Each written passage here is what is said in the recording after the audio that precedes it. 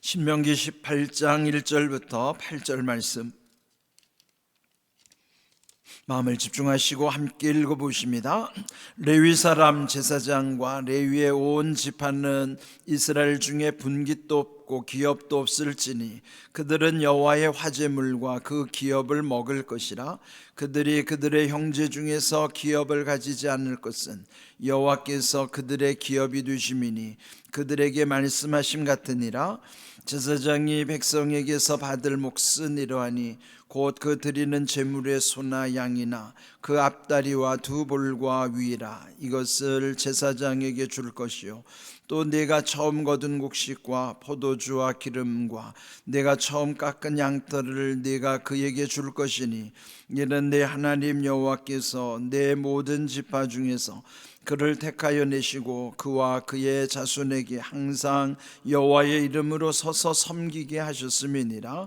이스라엘 온 땅 어떤 성읍에서든지 거주하는 레위인이 간절한 소원이 있어 그가 사는 곳을 떠날지라도 여호와께서 택하신 곳에 이르면 여호와 앞에 선 그의 모든 형제 레위인과 같이 그의 하나님 여호와의 이름으로 섬길 수 있나니 그 사람의 몫은 그들과 같을 것이요 그가 조상의 것을 판 것은 별도의 소유니라. 아멘.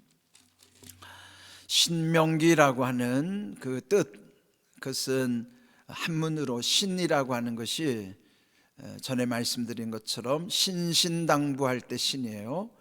신신당부할 때 신이는 거듭 신자예요. 거듭 당부한다는 의미죠. 신명이라는 것은 거듭하여 하나님의 명령을 기록한 책, 그래서 신명기인 것이에요. 어제 읽은 말씀 보시면은 18절에 율법서의 등사본이라고 그랬죠. 등사본이라는 것은 원본을 베낀 거예요. 지금처럼 복사기로 하는 게 아니라 필경사들이 다 그를 다시 기록하는 것이죠. 그러면은 원본은 원래 레위기와 민수기에 주신 말씀들이 원본이라고 하면 신명기는 등사본에 해당하는 것이죠. 모세가 그 백성들에게 마지막 설교한 내용이기 때문에 앞에서 이미 말씀하신 것을 재차 거듭 당부하는 신신당부하는 말씀으로서의 등사본이라고 할 수 있어요. 그 까닭은 이제 그 백성들이 또 이전에 주신 말씀을 잊어버릴 수도 있고 또 착각할 수도 있죠.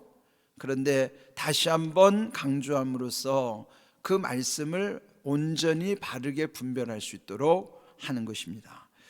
또 오늘 주신 말씀은 구약의 측면에서는 또 신약의 예수님의 말씀 속에서 완성한 것이죠. 이제 오늘 주신 말씀은 레위 사람들에게 관한 말씀입니다. 그러면 당시 레위 지파에는 제사장과 또 성전에 관련된 모든 허드렛 일을 다 맡아서 했던 이들이 그 레위 지파 사람들입니다. 하나님이 특별히 구별해 준 레위 지파 사람들, 또 그들 중에는 제사장은 또 아론의 후손들만이 할 수 있고 기타 다른 레위 지파 사람들은 각각 분담하여 그 성전에 관련된 여러 가지 일들을 분담하는 것입니다. 그런데 그 레위 지파에 관련된 규정이 여기서 말씀하신 건 뭐냐면 그들은 다른 지파 사람들처럼 1절에 보면 분깃도 없고 기업도 없을지니, 그러면서 2절 둘째 줄 보면은 여호와께서 그들의 기업이 되심이라. 이게 무슨 말씀입니까? 하나님이 특별히 택한 레위 지파 사람들, 하나님을 위해서 헌신된 사람들에게 여기 말씀처럼 분깃은 뭐예요? 나눠주는 할당된 몫이 없고, 또 그들에게는 기업, 물려받은 것도 없고, 또 그러면은 그 아무것도 없는 것 같지만은 하나님은 특별히 그들에게 말씀하시기를 하나님이 그들의 기업이라, 하나님 일컫기를 내가 너희의 기업이라 하는 것이에요. 그러면 레위 지파는 아무것도 없는 사람들 같이 보이지만은 실상은 하나님을 기업으로 삼은 지파 사람들이에요. 이게 왜 오늘 중요할까요? 구약에서 레위 지파는 신약에서는요 성도들을 일컫는 상징적 표현이에요. 베드로전서 2장 9절 베드로 사도가 말하기를 너희는 택하신 족속이요 왕같은 제사장들이요 거룩한 나라요 그의 소유가 된 백성이라. 그렇죠? 그러면은 왕같은 제사장들이 성도의 본분이라면 옛적 구약의 레위 지파에게 명하셨던 것처럼 너희는 비록 세상에 분깃도 또 기업도 세상으로는 그런 게 없다 할지라도 하나님께서 성도의 기업이심을 말씀해 주시는 거예요. 하나님의 기업이 된 백성이 성도라고요. 그러면 우리가 이 땅에서 하나님이 호흡을 거두시는 순간에 이 땅의 모든 것은 다 아무것도 아니죠. 이 땅에서 받은 몫이나 기업 할당된 거는 아무것도 아니고 가져갈 수도 없어요. 그렇지만은 하나님을 기업으로 삼은 백성, 즉 성도는 하나님이 때를 따라 도우신 은혜로도 인도하시지만은 이 땅에서 모든 것이 천국과 다 연결되어 있다는 거예요. 우리가 한 모든 유형 무형의 모든 것, 그러니까 유형은 눈에 보이는 것이지만 무형은 보이지 않는 거예요. 그러니까 영적인 세계는 전혀 보일 수도 없지만은 우리는 유형만 중요하게 여기지만 사실은 보이지 않는 무형의 세계가 더 큰 것입니다. 그 비유하자면 빙산의 일각이에요. 빙산의 일각의 말 아시죠? 눈에 보이는 빙산은 조그마한 거 하나 일각이라고요. 근데 물속에 잠겨있는 보이지 않는 빙산은 어마어마하게 크단 말이죠. 그는 물속에 가라앉아서 얼마나 큰지조차도 판단할 수가 없는 것입니다. 보이는 세계는 별거 아니에요. 보이는 게 마치 대단한 것 같지만은 보이지 않는 무형의 영적 세계와 견줄 수가 없어요. 그러면 이 땅에서의 어떤 몫이라든지 기업이라든지 할당된 것, 즉 세상적으로 보여지는 모든 것, 그것이 아무리 많은 것 같아도요 보이지 않는 하나님의 영적 세계의 자산들, 하나님의 기업은 그건 우리가 예측 불가능해요. 다만 우리가 모르기 때문이죠. 알 수도 없고. 그래서 우리는 하나님의 말씀을 전적으로 신뢰하고 믿기 때문에 하나님을 기업으로 삼은 백성, 그 중에 나도 포함되는 거예요. 그러니까 여러분, 보이는 것이 내게 지금 없다고 한탄하지 마십시오. 여러분은 하나님의 소유된 백성이에요. 여호와를 기업으로 삼은 민족이란 말이에요. 그러면은 보이지 않아서 그런 것이지 보이는 것 때문에 시험 들 거 없다는 거예요. 그럼 먼저 우리 자신들이 어떤 존재인가를 알면 이 세상에서 잠시 사는 이 세상에서 뭔가 좀 덜 가졌다고 좀 또 뭔가 남들에 비해서 내가 뭐 많이 부족하다고 하더라도 여러분 전혀 흔들릴 필요가 없어요. 우리는 다 여호와를 기업으로 삼은 백성이라 하는 것이기 때문에 오늘 이 주신 말씀을 잘 마음에 새겨야만 하는 것입니다.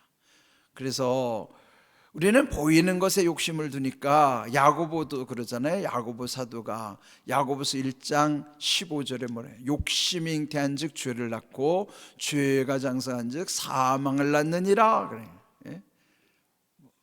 뭐가 욕심이 작동할까요? 보이는 것에 다 욕심이 작동하는 거예요. 보이지 않으면 그것도 뭐 보이지 않은 것은 사람들이 별 관심도 안 두죠. 그런데 우리는 보이지 않는 영적 세계에 더 관심을 갖는 것입니다. 그러면서 그 결국 욕심이 잉태하여 죄를 낳고 죄가 큰 상태에서는 사망으로 다 낳게 되는 것이니까 내 형제들아 속지 말라. 그게 야고보서 1장 16절 말씀이에요. 왜 내 형제들아 속지 말라 그러냐면 보이는 것에 욕심을 두면 다 속는 거예요. 보이는 것에 욕심 두지 말라는 거예요. 속지 말라. 그러면서 야고보서 1장 17절 중요한 말씀을 하는 거예요. 그 뭐예요? 온갖 좋은 은사와 온전한 선물이 다 위로부터 빛들의 아버지께로부터 내려오나니 그 아버지는 변함도 없으시고 회전하는 그림자도 없으시니라. 이럴 때 아멘 하는 거예요. 아멘에 너무 인색하면 안 돼요. 예? 말씀을 여러분 아멘으로 여러분 결단하고 받아들이셔야 돼요. 예? 내 아버지가 어떤 아버지인 줄 아세요? 예? 내 아버지가 이렇게 대단한 아버지란 말이에요.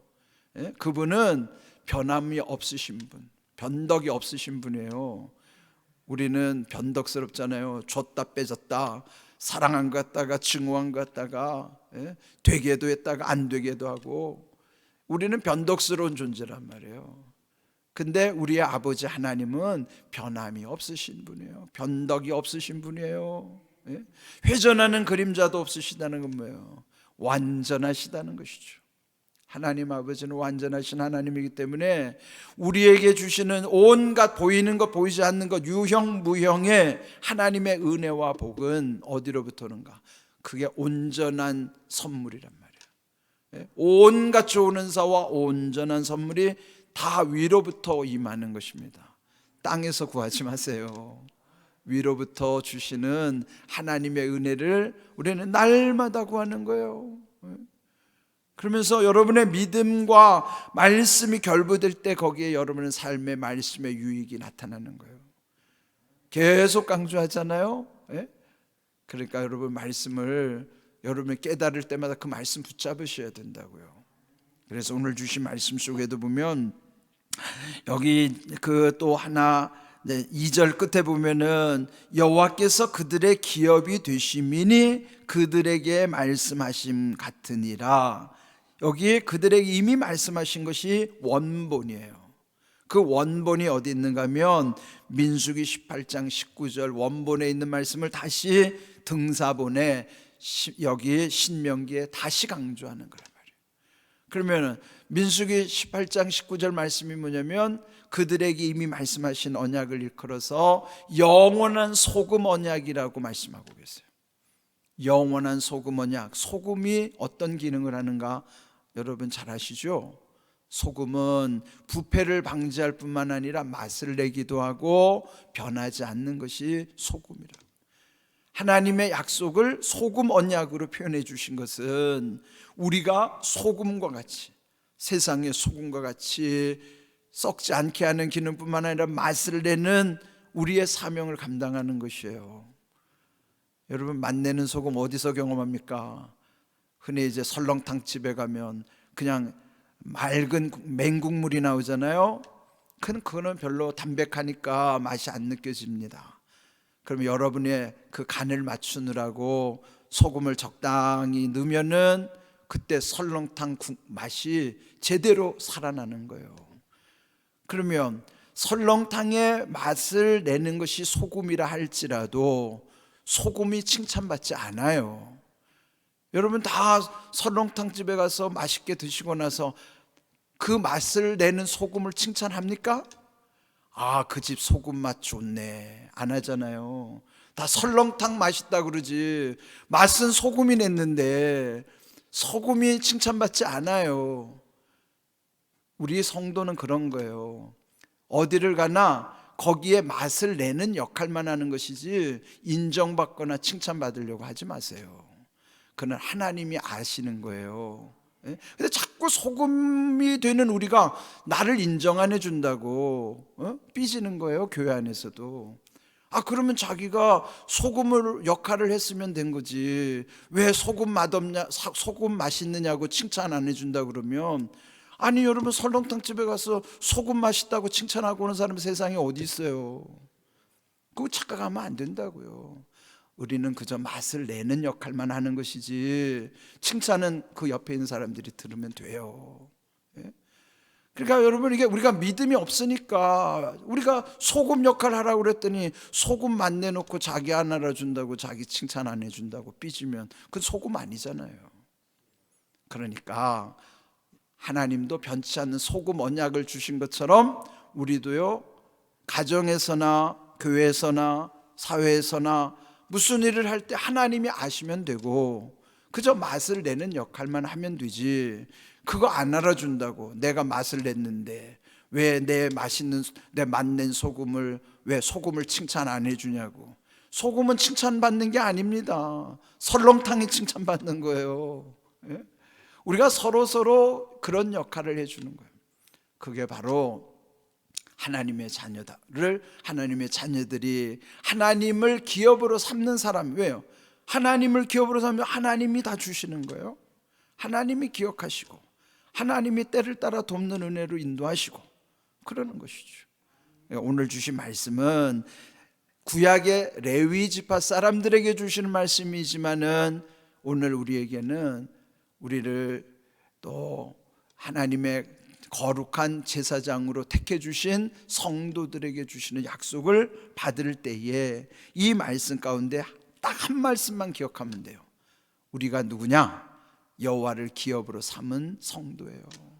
세상 것에 탐하지 마세요. 보이는 것 좀 더 얻겠다고 보이지 않는 놀라운 천국을 놓치면 안 돼요. 오늘 주신 말씀, 저나 여러분이나 하나님을 기업으로 삼은 하나님의 사람들이에요. 그러면 하나님만 바라보고 하나님이 기뻐하시는 모습으로 살면 되는 것이에요. 아무도 안 알아줘야 하나님이 더 귀히 여기시고 불쌍히 여기시는 것이지, 자꾸 나 알아달라고 하면요, 하나님은 그런 사람을 좋아하지 않아요. 아무도 모르니 없을 때 당신은 누군가라고 전에 말씀드린 것처럼 아무도 몰라줘도요, 주님 아시면 그저 그거 하나 바라보면서 하나님 감사합니다, 그렇게 살면 우리가 나중에는 보이지 않는 하나님의 은혜를 우리 앞에 보여주실 거예요. 이런 놀라운 은혜를 소망하면서 성숙한 그리스도인답게 하나님의 기쁨, 하나님의 기업된 백성으로 살아갈 수 있기를 주님의 이름으로 축복합니다. 아멘.